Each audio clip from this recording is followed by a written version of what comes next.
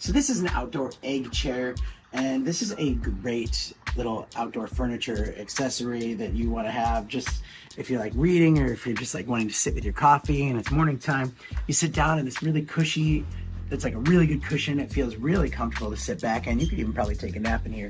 You feel like you're in your element. Your dogs are enjoying you sitting in it too.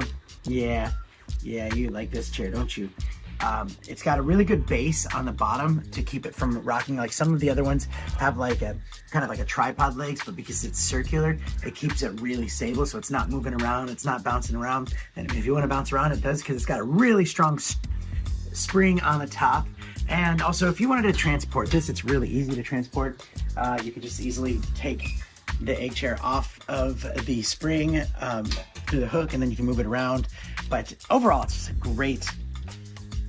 great outdoor furniture. Like something like this is a must-have if you want to have a comfortable life. So I highly recommend it, and thanks for watching.